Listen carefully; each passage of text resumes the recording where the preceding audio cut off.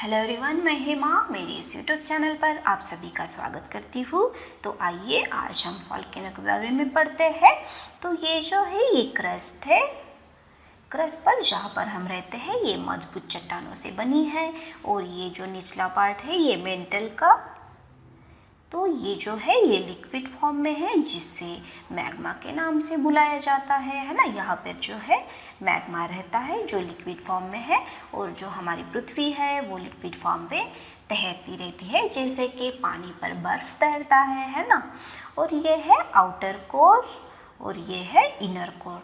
तो आइए हम लोग वोल्केनो के बारे में पढ़ते हैं डिटेल में।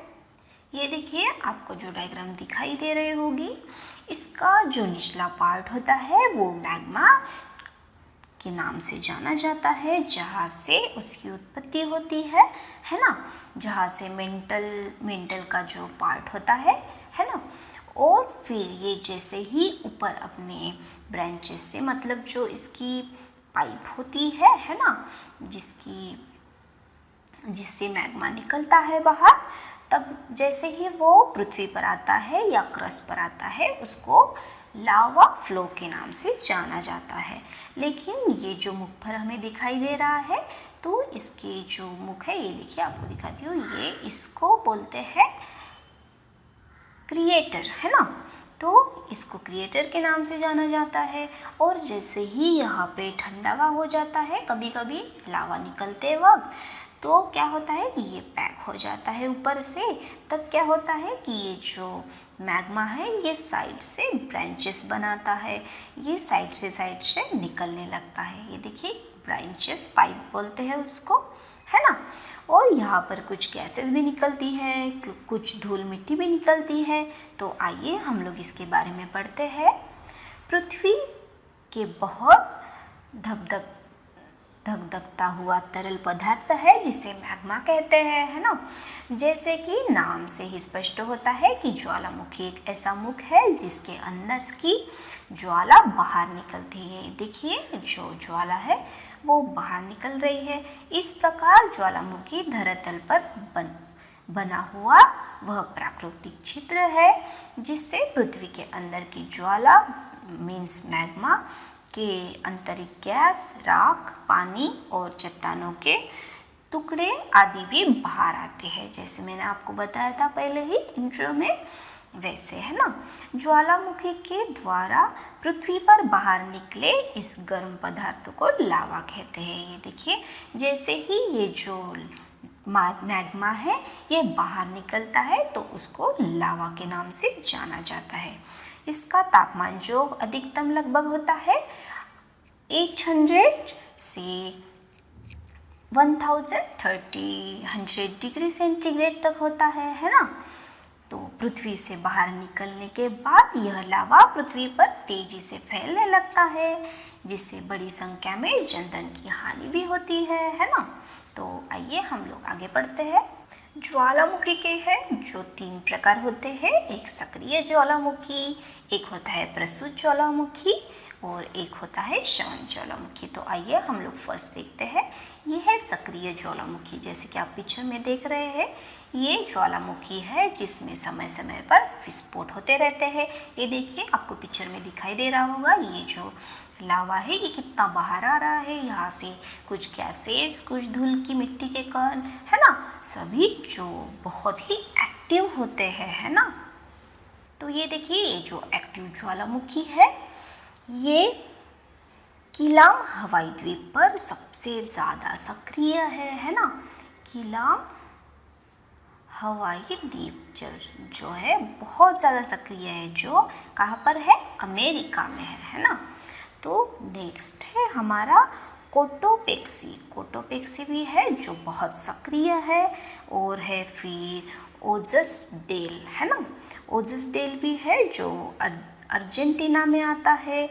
और एक है ट्रांसबोलो, है ना, वो आता है भूमध्य सागर में, है ना। तो देखिए हम लोगों ने एक्टिव देखा है। नेक्स्ट देखते हैं हमारा प्रसूत ज्वालामुखी।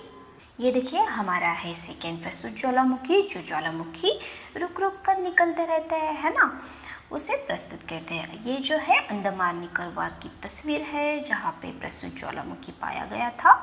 तो मैंने यहाँ पे लगाई है, जो अंडमान निकोबार है हमारे इंडिया में आता है ना। तो इस पर जो है एक और निकलता है वेसुवियस, जो इटली में पाया जाता है ना।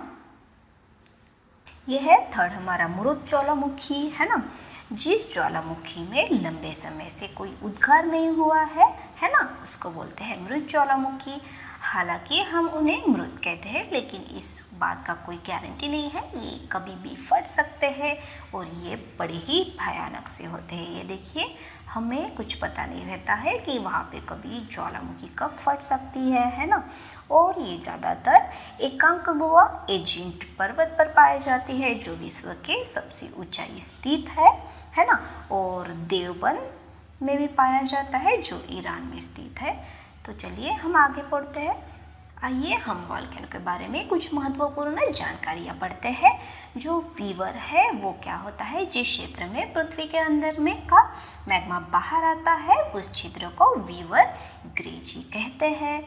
जो काल्डोरा होता है, जब वीवर फैलाकर बड़ा हो जाता है तो इसे कुंडिया काल्डोरा के नाम से जाना जाता है। सील्डर वीवर किसे कहते हैं, देखिए, वीवर से निकले हुए पदार्थ जमकर छोटे छोटे ठोस टुकड़े का रूप ले लेते हैं, इसे सील्डर कहते हैं, है ना। सील्डर देखने में राख के समान होते हैं। यह जरूरी नहीं कि ज्वालामुखी विस्फोट के साथ लावा भी बाहर निकले, है ना। कभी कभी लावा बिना किसी विस्फोट के बाहर निकलकर बहता है, जिससे ढाल के आकार के ज्वालामुखी बन जाते हैं। तो ये क्या होता है, कभी कभी महासागरों में मध्य के इस प्रकार के अनेक ज्वालामुखी जो है वो पाए जाते हैं। ये देखिए, यहाँ पे आपको दिखाई दे रहा होगा, जो लावा जो है हमारा, जिसे मैग्मा बोलते हैं हम लोग, जब लावा बाहर निकलता है तो उसको लावा के नाम से जाना जाता है। तो मैंने आपको इमेज में दिखाया है कि ये कैसे निकल रहा है ना। ये देखिए, ज्वालामुखी के कुछ क्षेत्र है यहाँ पे, है ना। ज्वालामुखी प्राय ऐसे क्षेत्र में पाए जाते हैं जहाँ भूपटल जो होता है वो कमज़ोर होता है। साथ ही इसका संबंध जो है वो भूकंप से होता है। जहाँ पे ज़्यादा से ज़्यादा भूकंप भी आते हैं वहाँ पे ज्वालामुखी ज़्यादा से ज़्यादा पाया जा सकता है। ये देखिए, यहाँ पे आपको दिखाया है मैंने, जो प्रशांत महासागर का जो पट्टा होता है वहाँ पे सबसे ज़्यादा ज्वालामुखी पाए जाते हैं, है ना। ये देखिए, इस पट्टी को अग्निवलय या रिंग ऑफ फायर कहा जाता है। ये देखिए, आपको यहाँ पे दिखा देती हूँ मैं, ये जो दिख रहा है आपको रेड कलर में, तो इसको जो है वो ये बोला जाता है बहुत ज़्यादा जो होता है ज्वालामुखी। ये देखिए, यहाँ पे ये जो पट्टा है यहाँ पे बहुत ज़्यादा ज्वालामुखी और भूकंप होते हैं, है ना। इस पट्टी में विश्व का सबसे ऊंचा ज्वालामुखी पर्वत कास्टोपेक्सी, जो दक्षिण अमेरिका द्वीप में इक्वेडोर में है ना। जापान का फ्यूजियामा और मध्य अमेरिका का चिब्रोलो इसी पट्टी में अंतर्गत स्थित है ना। ये देखिए, यहाँ पे जो जापान का भी है ये साइड में नीचे, तो ये भी जो ज्वालामुखी है वो बहुत ही एक्टिव है ना। मध्य महाद्वीप पट्टी जो है इसमें है, इस पट्टी में प्रसिद्ध ज्वालामुखी स्टाबेली, विसुविशिया तथा एजेंटा आदि है, जैसे कि मैंने आपको पहले बताया था ऊपर, है ना। मध्य अटलांटिक पट्टी जो है विश्व में 10% ज्वालामुखी इस पट्टी के अंतर्गत स्थित है ना। तो चलिए हम लोग आगे बढ़ते हैं। ये देखिए, ये बहुत सक्रिय ज्वालामुखी है, जहाँ से जो है लावा कितना बाहर निकल आ रहा है ना, समुद्र में से। जैसे कि जो वॉल्केनो है वह कहीं पे भी फूट सकता है, जैसे कि मैदान या फिर महासागरें, जो भी जहाँ पर बहुत सारी कमज़ोर जो मिट्टी या फिर जगह होती है ना। ये देखिए, ये भी कितना एक्टिव सा है ना। ये भी एक एक्टिव ज्वालामुखी के नाम से जाना जाता है ना। तो हो गया ये हमारा चैप्टर कंप्लीट। आपको ये मेरी टॉपिक कैसी लगी आप मुझे कमेंट करके बता सकते हैं। अगर अच्छी लगी तो लाइक कीजिए, शेयर कीजिए, सब्सक्राइब कीजिए और मेरी टेलीग्राम और ट्विटर को भी आप लोग ज्वाइन कर सकते हैं। Thank you so much for watching me.